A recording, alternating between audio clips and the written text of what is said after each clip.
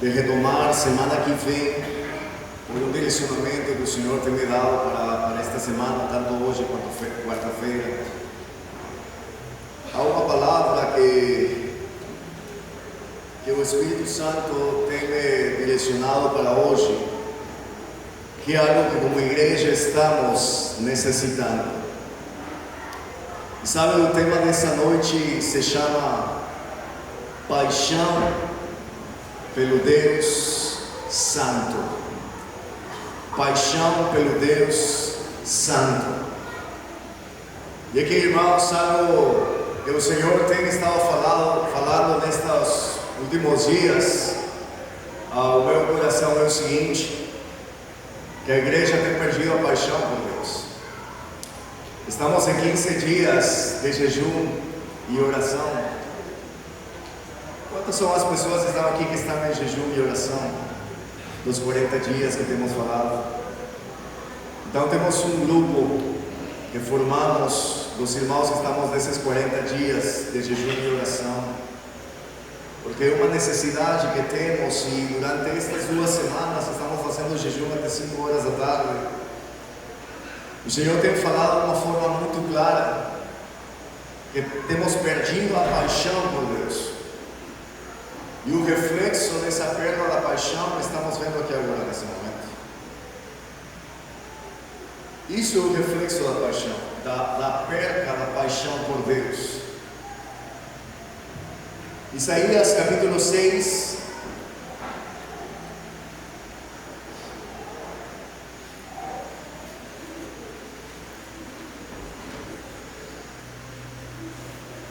Isaías capítulo 6.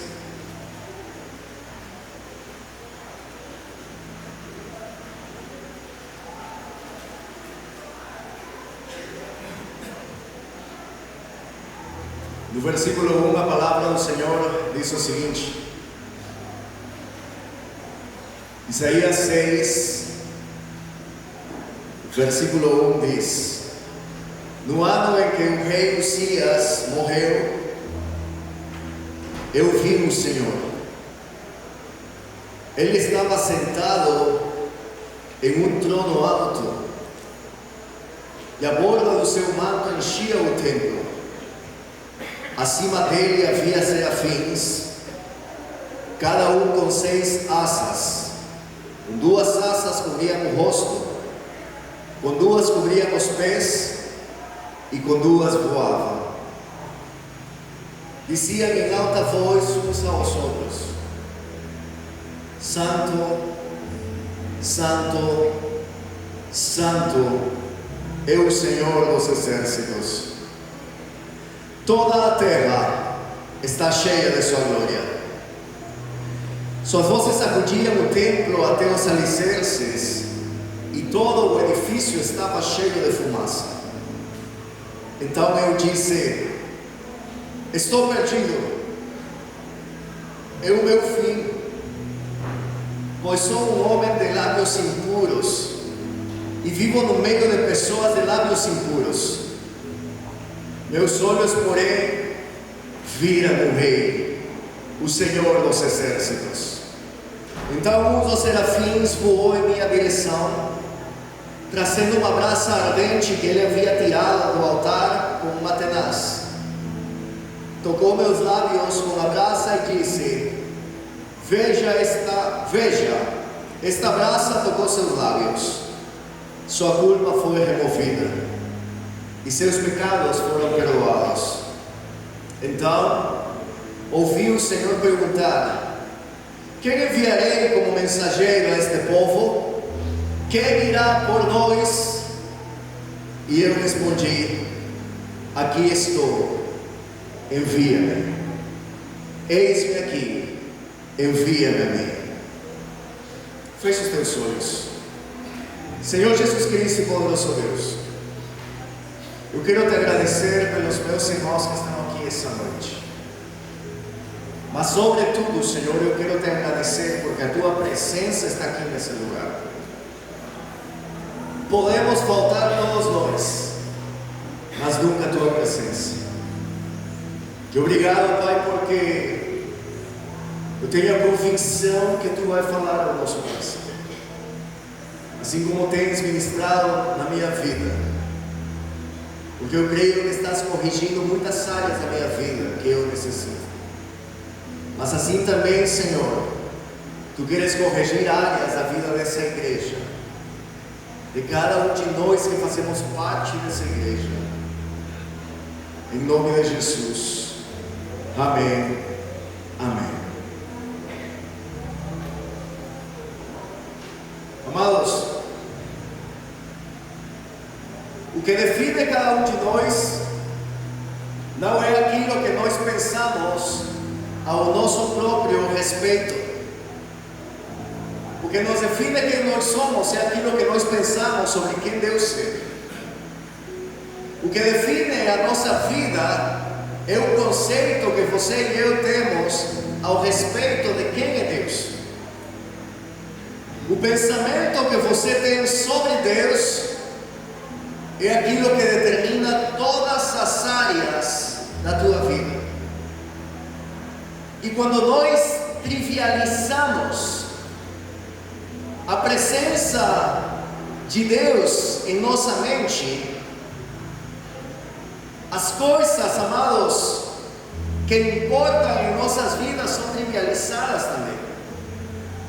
Eu repito, se nós trivializamos Deus em nossa mente, se tornamos Ele uma pessoa algo trivial, algo sem valor, nenhuma área da nossa vida vai ter valor. E nos convertimos, nos tornamos pessoas que somos superficiais e medíocres naquilo que nós estamos fazendo.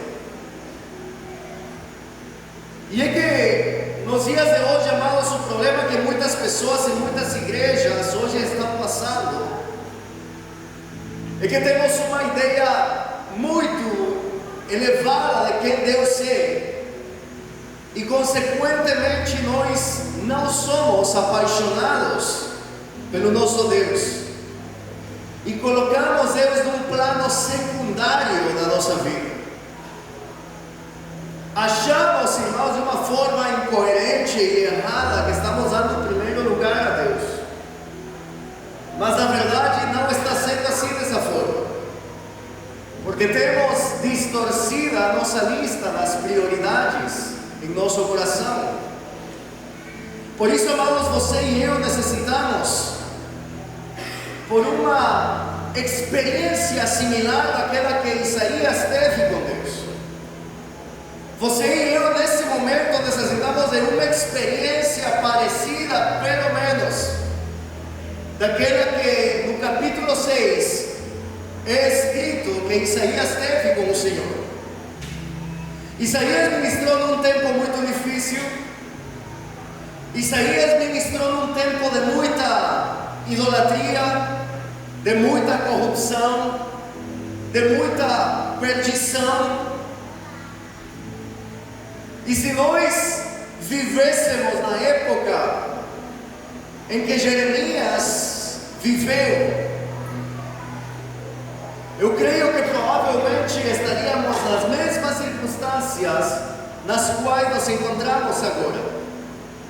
No tempo de Isaías havia uma decadência moral muito grande, uma decadência política, uma decadência religiosa.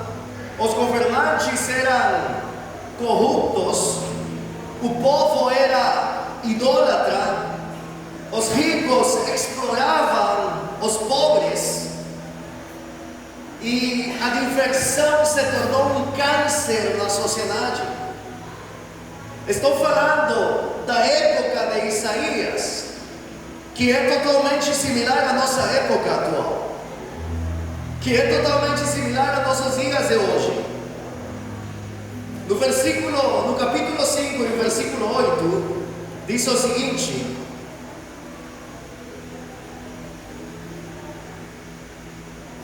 que aflição espera a vocês, que compram casas e mais casas, campos e mais campos, até não haver lugar para outros, e vocês se tornarem os únicos donos da terra.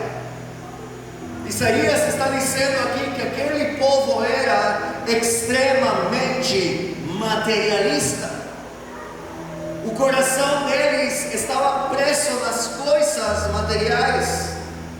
No versículo 11 diz o seguinte: que aflição espera os que se levantam cedo pela manhã para começar a beber e passam a noite tomando vinho para ficar embriagados. Está falando dos que levam uma vida dissoluta, dos que vivem uma vida desordenada, boêmia, uma vida bagunçada. No versículo 18 nos leva ao seguinte: que aflição espera os que arrastam sua perversidade com cordas feitas de mentiras, que arrastam atrás de si o pecado como quem puxa uma carroça. Somam de Deus e dizem: anda logo, toma uma providência. Queremos ver o que és capaz de fazer, que o Santo de Israel realize seu plano, pois queremos saber o que é. Que aflição espera os que chamam o mal de bem e o bem de mal, a escuridão de luz e a luz de escuridão, o amargo de doce e o doce de amargo. Que aflição espera os que são sábios aos próprios olhos e pensam ter entendimento. E acaso muitos de nós não nos consideramos sábios ao nosso próprio entendimento? Acaso muitos de nós não nos achamos que somos donos da razão e donos da verdade? Que aflição espera os que são heróis em tomar vinho e se gabam de quanta bebida conseguem ingerir? Aceitam subornos para deixar o perverso em liberdade e negam justiça ao inocente. Amados, nesta época, o único que parecia dar estabilidade a esta sociedade era o governo do rei Uzias, um líder político, militar, capaz, respeitado, que levou o povo de Israel a vitórias. E a palavra do Senhor diz que Uzias reinou durante 52 anos. Mas em 2 de Crônicas, capítulo 26, nos diz: mas havendo-se fortificado, exaltou-se o seu coração até se corromper, e transgrediu contra o Senhor seu Deus, porque entrou no templo do Senhor para queimar incenso no altar do incenso. Amados, Uzias era um rei respeitado, era uma autoridade respeitada. Ele teve tantas vitórias e o respeito da nação, mas que nos últimos dias dele o coração se encheu de orgulho, se encheu de soberba. Ele transgrediu a lei de Deus, entrou no templo para queimar incenso no altar do incenso, quando não era o que ele tinha sido mandado a fazer. Ele achava que estava fazendo algo certo, que estava fazendo a obra de Deus, mas o Senhor não estava aprovando. Muitos de nós achamos que aquilo que estamos fazendo está sendo direcionado por Deus, mas Deus não aprova. Se o Senhor não nos manda a fazer algo e não temos a certeza e a convicção que Deus nos está enviando, não faça. Por mais que pareça que estamos fazendo a obra do Senhor. Amados, esse rei trouxe estabilidade à nação, mas depois de 52 anos de governo, ele desapareceu do cenário como um arrogante coberto de vergonha. E esse mesmo ano foi o ano onde Isaías teve a visão do início do seu ministério. No versículo 1 do capítulo 6 diz: no ano em que morreu o rei Uzias, eu vi também o Senhor assentado sobre um alto e sublime trono, e a cauda do seu manto enchia o templo. A partir desse momento, Isaías, irmãos, pregou fielmente a palavra de Deus durante meio século, até que ele foi assassinado pelo rei Manassés e foi cerrado em dois. E aqui é onde eu quero entrar no centro dessa mensagem. O que necessitamos para poder sermos apaixonados por Deus? O que se necessita para que um ser comum como nós possamos ser apaixonados por um Deus santo, um Deus vivo, para não corromper o nosso coração, para não corromper a nossa vida? O que necessitamos você e eu para nos apaixonar pela presença de Deus, de tal forma que sejamos capazes de renunciar a tudo por causa da sua presença? Isso é algo, irmãos, que durante esses 15 dias de jejum eu estou clamando ao Senhor, eu estou orando ao Senhor e estou falando ao Senhor: Senhor, faz que meu coração se enamore da tua presença, faz que meu coração se apaixone por ti. Senhor, eu sinto que eu não estou fazendo o suficiente pela tua obra, eu sinto que não estou me entregando o suficiente para ti, Senhor. Eu sinto, Pai, que aquilo que eu acho que eu renunciei e deixei atrás já é suficiente para os dias de hoje. Porque, irmãos, muitos de nós vivemos nesse achismo. Achamos que aquilo que estamos fazendo está certo e achamos que aquilo que estamos fazendo é suficiente. E deixamos de perguntar ao Senhor o que o Senhor aprova em nossa vida, o que o Senhor quer de nós e Ele espera de nós. Amados, diz no versículo 2: acima dele havia serafins, cada um com 6 asas. Com 2 asas cobriam o rosto, com 2 asas cobriam os pés, e com 2 voavam. Diziam em alta voz uns aos outros: Santo, Santo, Santo é o Senhor dos exércitos, toda a terra está cheia de sua glória.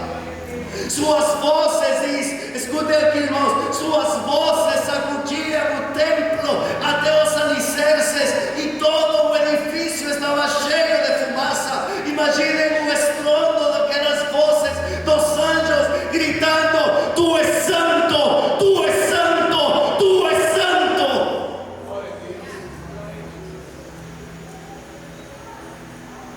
Isaías estava tendo esse privilégio de ter essa visão. Diz que a borda do manto do Senhor cobria todo o templo. Nenhum rei dessa terra pode se comparar à realeza do nosso Senhor. Isaías viu os serafins adorando a Deus. E sabe o que significa a palavra serafim? Significa ardente, significa cheio de brasa. Eles eram seres poderosos, mas com todo o poder e com todas as brasas que havia neles, eles necessitavam cobrir o rosto diante da realeza de Deus.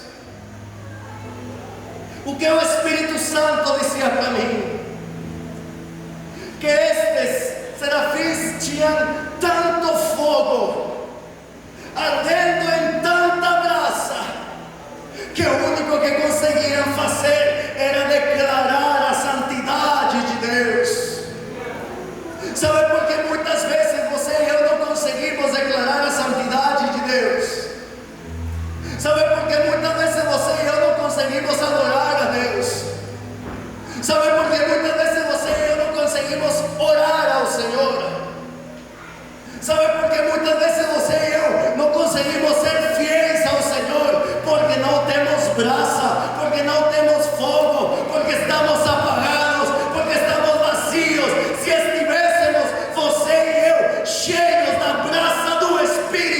O único que veríamos seria a santidade de Deus.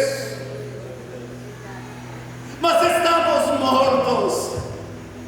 O Espírito Santo me mostrava uma igreja morta, uma igreja apagada, uma igreja fria. E só dói a igreja quando o Senhor te mostra, não quando alguém te diz a igreja está assim, assim, assim. Dói quando o Senhor vem e abre a tua visão e te mostra como está a sua igreja. E sabe por que dói? Porque você e eu somos essa igreja. Porque não estamos apaixonados por Deus. Porque não estamos fazendo nada diferente para nos apaixonar pela sua presença. Porque não estamos fazendo nada que mude a nossa vida. Sabe, o Senhor me tem direcionado a empurrar as pessoas, a levar as pessoas, a estarmos em jejum, porque eu quero algo diferente. E te pergunto, o que estás fazendo para ver algo diferente em tua vida? Se tu és um empresário, e de certo em certo tempo tu necessitas expandir a tua mente para melhorar os teus negócios, o que estás fazendo pela tua vida espiritual? Se nos preparamos como funcionários de uma empresa para crescer dentro da empresa, que preparo estamos tendo para crescer espiritualmente? Amados, essa visão permitiu que Isaías possa ver a soberania de Deus como rei.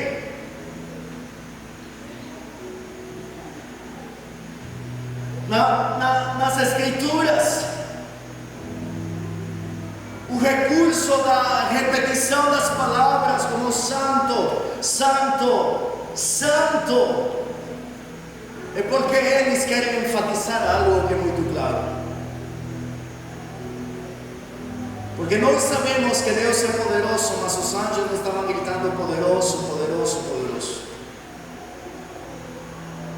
Nós sabemos, irmãos, que o Senhor é justo, mas eles não estavam gritando justo, justo, justo.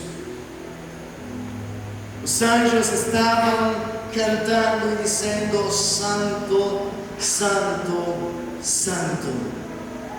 Sabe por quê? Porque o nosso Deus está acima de todas as coisas que você e eu podemos conhecer. O Senhor está acima de tudo que nós podemos imaginar.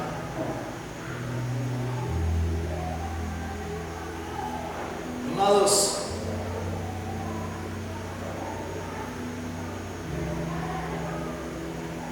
quantos de nós verdadeiramente estamos buscando adorar ao Senhor como Ele merece? O Senhor tem atributos que são incomunicáveis, porque são exclusivos de Deus. E grave bem isto, escreva isto se você está escrevendo. O Senhor tem atributos incomunicáveis, são exclusivos de Deus. Pastor, quais são esses atributos? Deus é onipotente, Deus é onipresente, Deus é onisciente, imutável, acabamos de cantar. Deus é infinito, Deus é eterno. Somos atributos incomunicáveis de Deus. O irônico de tudo isto é que nós gostaríamos de ter esses atributos. Nós desejamos ter esses atributos. Em Salmos 8, capítulo 3 diz: quando vejo os teus céus, obra dos teus dedos, a lua e as estrelas que preparaste, que é o homem mortal para que te lembres dele, e o filho do homem para que o visites?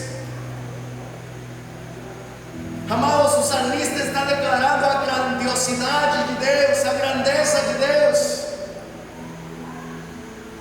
Mas assim como Deus tem atributos incomunicáveis, Ele tem os atributos comunicáveis.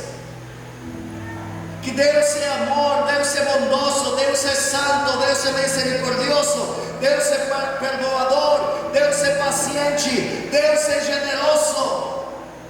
E esses atributos comunicáveis de Deus para nós muitas vezes os rejeitamos, não os aceitamos, não queremos.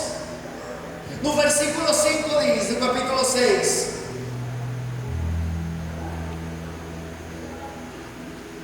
então eu disse, estou perdido. Lembre-se, Isaías viu Deus, e os olhos dele se abriram, e disse, estou perdido, é o meu fim, pois sou um homem de lábios impuros, e vivo no meio de pessoas de lábios impuros. Meus olhos, porém, viram o Rei, o Senhor dos exércitos. Se você ler depois com o tempo o capítulo 5, você vai ver que Isaías estava emitindo juízo contra as pessoas. E diz, ai daqueles que compram casas, são materialistas. Ai daqueles que se levantam cedo para beber, são perversos, mentirosos. Isaías diz, ai daqueles que ao mal chamam bem e ao bem chamam de mal. Isaías continua dizendo no capítulo 5, ai daqueles que se acham sábios ao seu próprio entendimento. Mas no capítulo 6, depois que ele teve a visão com Deus, ele deixou de julgar os demais, e ele se julgou como pecador, porque ele teve um encontro direto com Deus. Sabe que, irmãos? Muitas vezes você e eu nos tornamos tão críticos das pessoas e julgamos tanto as pessoas. Julgamos o irmão que está ao nosso lado, julgamos o pastor, julgamos o líder, julgamos o diácono, julgamos o professor da escolinha, julgamos o cara das mídias, julgamos a todo mundo, julgamos até o irmão que nem está fazendo absolutamente nada. Chega, se senta tranquilo, assiste o culto, a gente até julga eles. Julgamos tudo, condenamos tudo, porque somos sábios ao nosso próprio entendimento. E sabe por que nos tornamos assim, queridos? Porque nós ainda não tivemos um encontro verdadeiro com Deus. Porque aquele que teve uma visão com Deus, e viu o poder de Deus, e viu a grandeza de Deus, e viu a glória de Deus, a glória de Deus nos diz, olha, deixa de ver o erro que está no irmão, e começa a ver aonde tu necessitas corrigir a tua vida. Isaías, depois que viu a presença do Senhor, diz, estou perdido, é o meu fim, sou um homem de lábios impuros. Meus amados, enquanto preparava essa mensagem, o Espírito Santo estava ministrando tanto o meu coração, e eu falava para o Senhor, Senhor, me perdoa, Pai, me perdoa, Senhor, porque muitas vezes tenho dado prioridades em áreas da minha vida, outras coisas que não é a Ti, Senhor. E hoje de tarde, quando eu estava aqui, falava para o Senhor, me perdoa, Senhor Jesus, perdoa o meu coração, perdoa o meu caráter, porque às vezes eu reajo com ira, o meu sangue sobe muito rápido na cabeça, e eu falo, Senhor, necessito mudar o meu caráter. E o Espírito Santo continuava vindo e falava, Senhor, continuava me mostrando, e dizia, Senhor, me perdoa, porque muitas vezes tenho dado mais tempo a este aparelho. Não estou falando de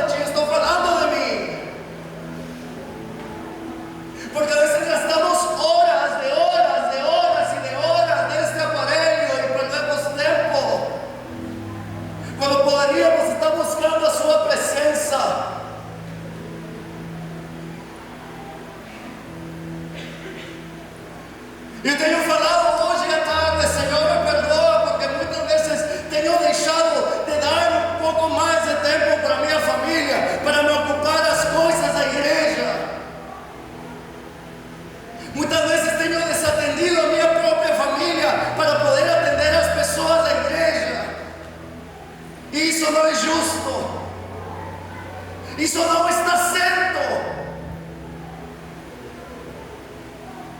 E o Espírito Santo começou a me mostrar cada defeito que habita em mim. Porque quando o Senhor se manifesta em nossas vidas, Ele não vai vir a mim e começar a me mostrar os defeitos de vocês. E o Senhor vai me mostrar o que habita em mim. Então, amados, se tu chegas aqui na igreja somente para ver as coisas erradas que acontecem na igreja, somente para julgar aquilo que a ti não te parece, aquilo que tu achas que não deve ser assim, é porque tu és o Isaías que está vivendo no capítulo 5 ainda. E o Senhor nos está chamando a sermos o Isaías que vive no capítulo 6. Porque vivemos os achismos. E sabe o que é mais triste de tudo? Que saímos envenenando pessoas. Porque nós achamos sábios a nossa própria opinião. Sabe por quê, igreja? Porque não estamos apaixonados por Deus.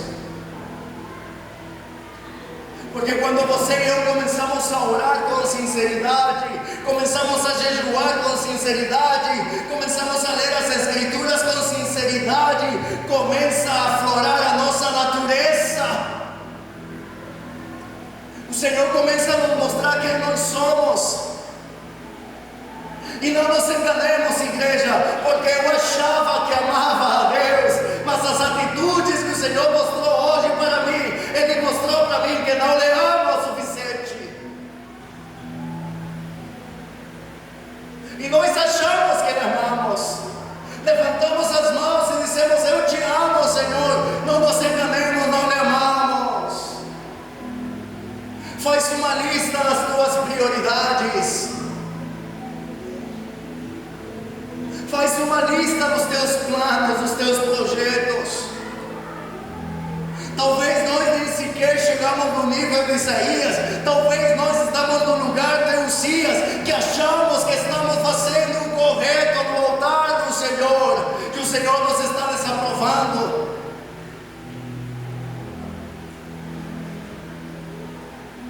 E o Senhor nos está chamando a que sejamos apaixonados pela sua presença. Sabe que o Senhor trazia, irmãos, que Uzias morreu leproso. Uzias morreu leproso, imundo, como se fala em Levítico capítulo 13. Mas Uzias morreu leproso fisicamente. Isaías, quando viu Deus, se encontrou com que ele era um leproso moralmente. E muitos de nós, irmãos, estamos aqui nesse lugar e estamos carregando conosco uma lepra moral em nossa vida. Estamos carregando uma lepra espiritual em nossa vida, que somente o Senhor pode nos limpar e nos transformar. Quantos querem ser apaixonados por Deus?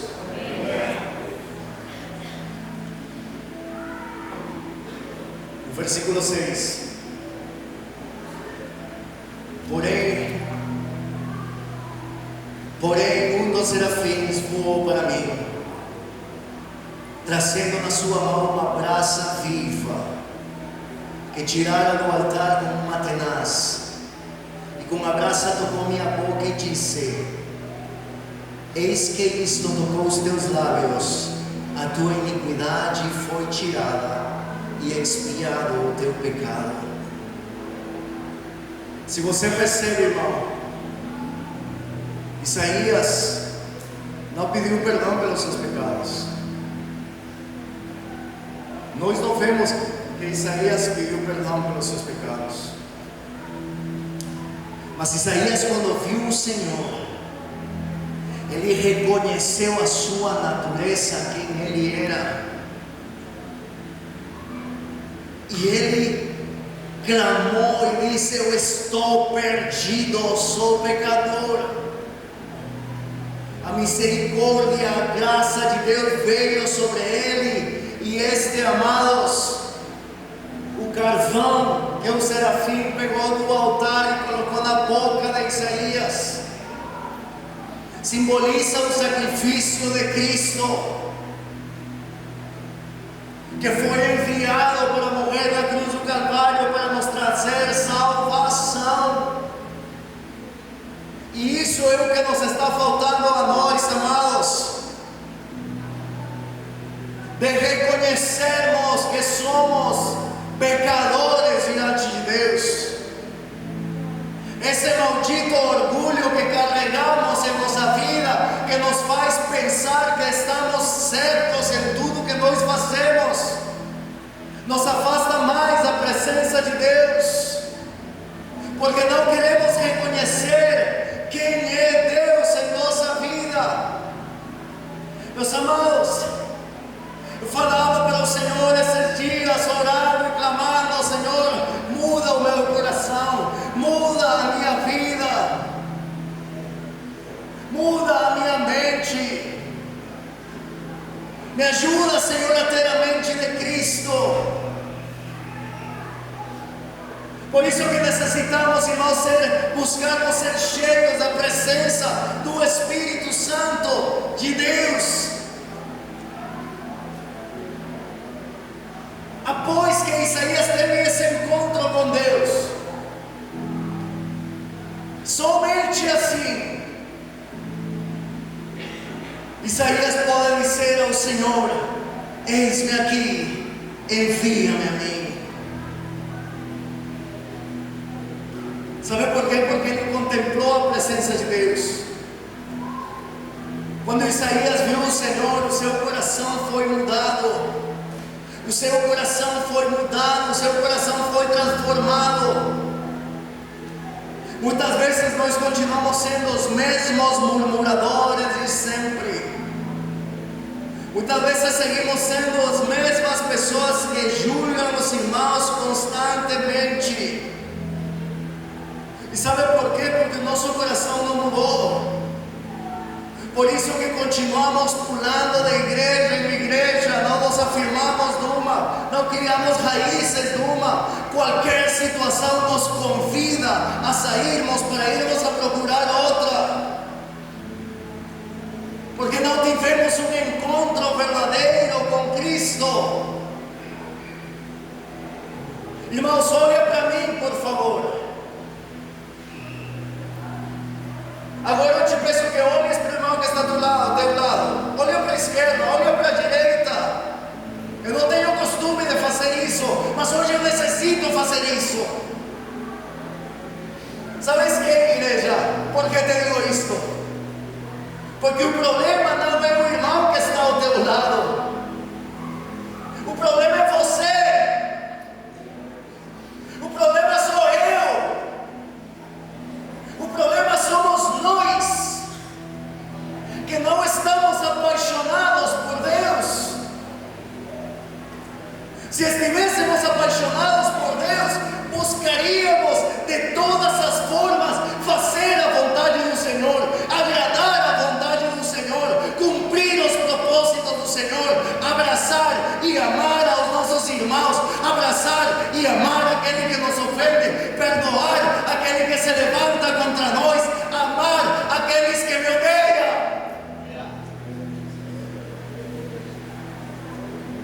Mas nós fazemos tudo o contrário.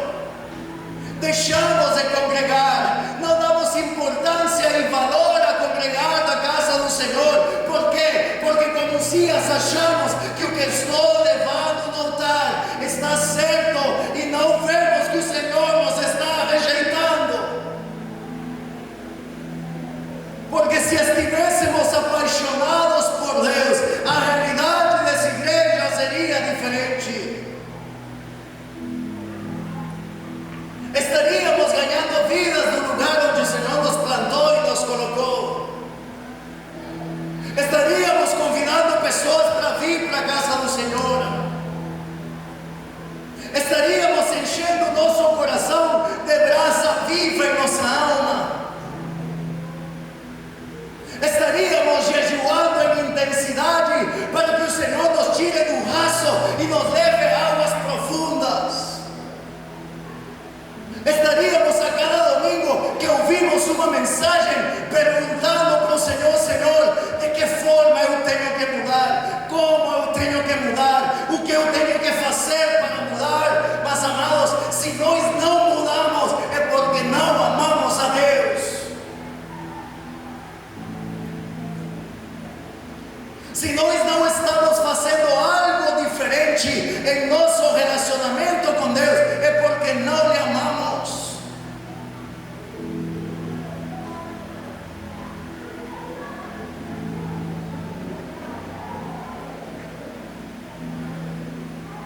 Muitos de nós me falam: pastor, que bênção que a igreja está crescendo. E todo culto de Santa Ceia apresentamos pessoas aqui. Não será que nós estamos enganando?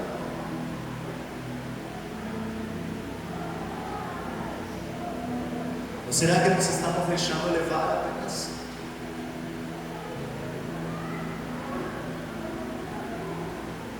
E sabe por que uma dessas coisas acontece? Porque não queremos crescer em conhecimento. Porque muitos de vocês querem que o pastor fique te carregando no colo e minando você o tempo inteiro. Quando está na hora que você caminhe com suas próprias pernas. Porque o dia que você esteja diante de Deus, tu não vai dizer ao Senhor: Senhor, o pastor não me carregou no colo como tinha que me carregar.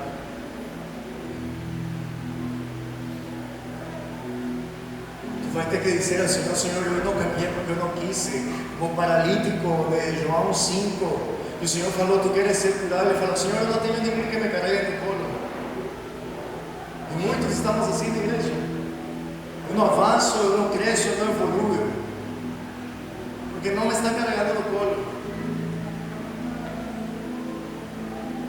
E outros: porque o pastor se perdeu no caminho. Porque a oração dos homens, para que se levantar às 6 da manhã se eu posso orar na minha casa? A oração das terças-feiras, estou cansado do trabalho, para que orar? Curtas as portas, nem se fale, não necessito estar na igreja o tempo inteiro. Para que? Já vou no domingo, eu já faço um ato de presença, já estou bem com Deus. Ele sabe, Ele conhece a minha situação, Ele conhece o meu coração. Justamente porque Ele conhece o nosso coração, é que nós devemos nos preocupar.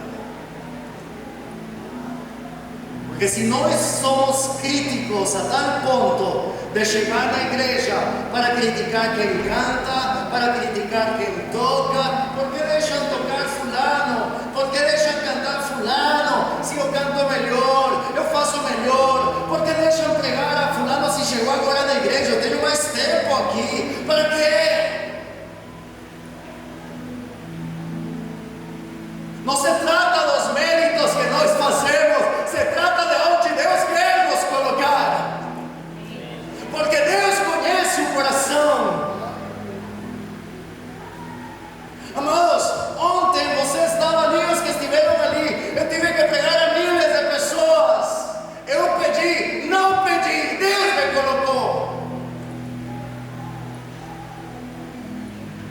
Enquanto havia pessoas que estavam se oferecendo porque queriam fazer, porque muitos se oferecem, querem aparecer, querem status, querem like, querem seguidores, querem se fazer conhecidos. Esses que estavam lá na reunião, onde eu também estava.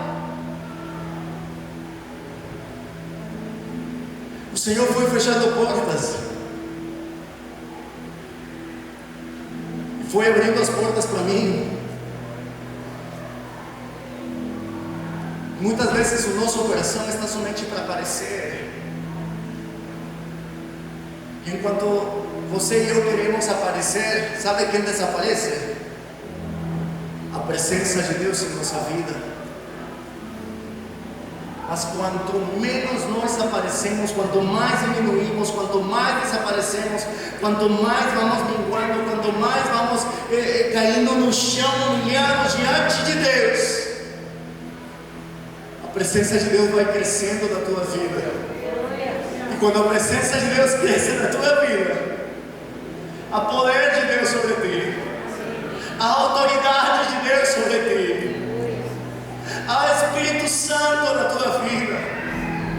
E o Senhor começa a te mostrar: eu quero te levar a lugares mais altos, eu quero que você voe mais alto. Mas primeiro eu necessito que o teu orgulho desapareça, primeiro eu necessito que a tua carne desapareça, primeiro eu necessito que os teus planos desapareçam, para que os meus planos se manifestem na tua vida, diz o Senhor.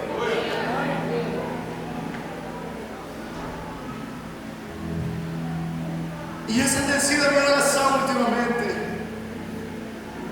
Eu estou falando para o Senhor: não permita, Senhor, que o orgulho suba na minha cabeça, porque eu sou carne. Não permita, Senhor, que eu perca a essência que Tu tens colocado na minha vida, porque eu sou carne, porque sou pecador. Fique de pé, por favor. Essa tem sido a minha oração. Tenho falado para o Senhor: não permitas que eu me corrompa, Senhor. Oh, Espírito Santo, me traz algo aqui agora.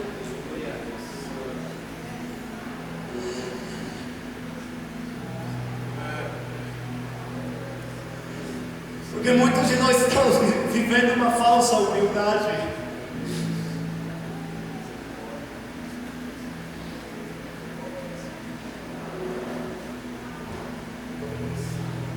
Muitas das vezes, quando alguém me falava: pastor, que bênção na palavra de hoje, o Senhor me mostrava hoje à tarde, me falava: lembra que eu dizia amém, irmão, mas tudo para a glória e honra do Senhor. E sabe o que o Senhor dizia para mim? Mentira, o teu coração ama ser elogiado. O teu coração gosta de ser elogiado. Tu maquias a humildade do teu coração. As pessoas acham que tu és humilde, mas tu não és.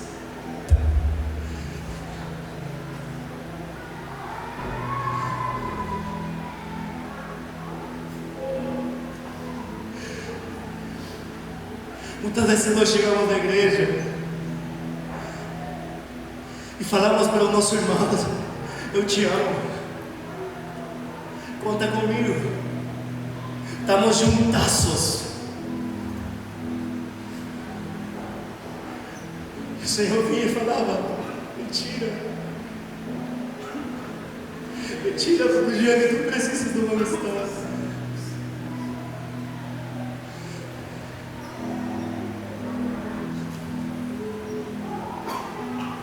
E o Senhor me mostrava e falava: tem uma igreja que me adora, tem uma igreja que diz que me ama, mas não me ama.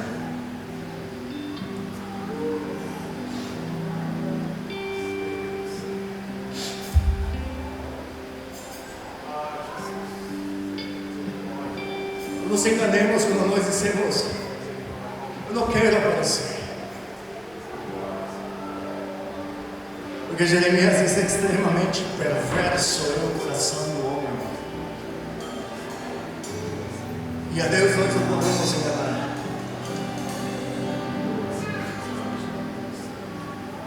Por isso a minha oração nestes dias, eu tenho falado para o Senhor: permita que eu me apaixone por Ti, Senhor. Feche os teus olhos.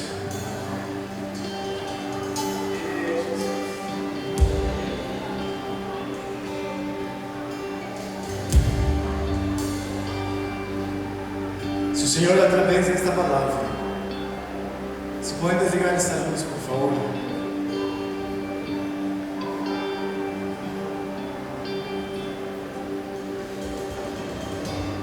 tem ministrado ao teu coração e tem mostrado para ti o que me mostrou a mim quando Ele diz para mim: tu necessitas te apaixonar pela minha presença. Porque se o Senhor nos diz isso, é porque a Ele a gente não vai obedecer nada. Vem aqui na frente. Se tu verdadeiramente queres te apaixonar por Cristo, vem aqui na frente. Muito obrigada. Se eu estivesse no teu lugar, eu estaria aqui na frente. Eu não tirei ele agora você.